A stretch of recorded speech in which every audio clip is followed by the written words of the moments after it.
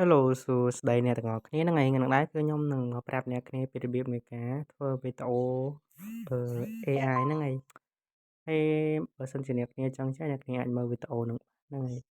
ហើយយើងត្រូវមានកម្មវិធីនេះអ្នកគ្នាគឺកម្មវិធី Leonardo AI ហ្នឹងមួយហើយនិងកម្មវិធីនេះកម្មវិធីវីដេអូហ្នឹងមួយអូខេឥឡូវកុំឲ្យយើងខាតពេលវេលាយូរយើងចូលមកកម្មវិធី Leonardo មក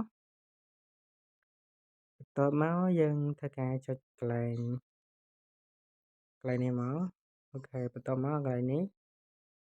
យើងត្រូវការលុបវាចេញមកអូខេឥឡូវយើងលុបវាចេញសិនបន្ទាប់មកយើងធ្វើការផាសអក្សរយើងចូលហើយបន្ទាប់មកយើងចុចពាក្យថាកន្លែងនេះមកគឺវាចេញមកអ្នកគ្នាហើយចាំតិចទៅដោយសារតែអ៊ីនធឺណិតកន្លែងខ្ញុំវារឿង slow អញ្ចឹងអ្នកគ្នាអូខេឥឡូវវាកំពុងចេញមកហើយបាទនេះរូបនេះគឺខ្ញុំបានធ្វើវាម្ដងហើយហ្នឹងហើយឥឡូវខ្ញុំធ្វើឲ្យរូបនេះម្ដងឥឡូវវា slow ចាំតិចអ្នកគ្នា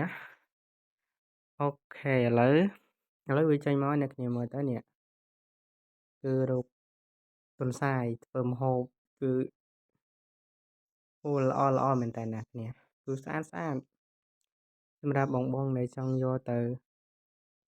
ផុសវីដេអូ short ឬក៏ផុសវីដេអូវែងអីចឹងហ្នឹងហើយអ្នកគ្នាអាចមើលវីដេអូនឹងបានហើយកុប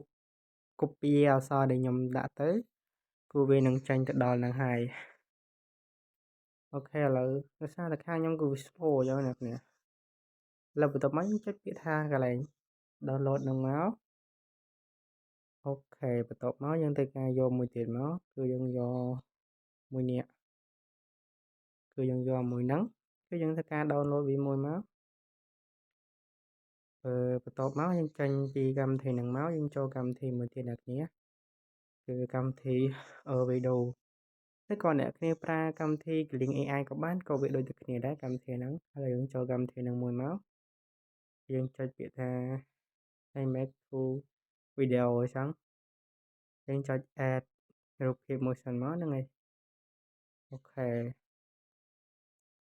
ឥឡូវយើង add វាមួយឥឡូវសូមចាំវាបន្តិច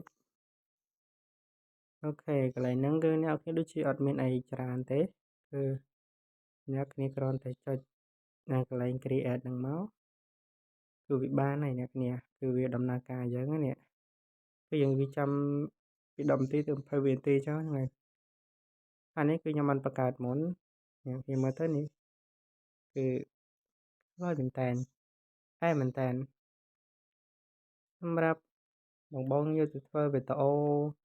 short វីដេអូអីចឹងគឺខ្ញុំគិតថាវាល្អសម្រាប់បង post short អីចឹងហ្នឹងហើយ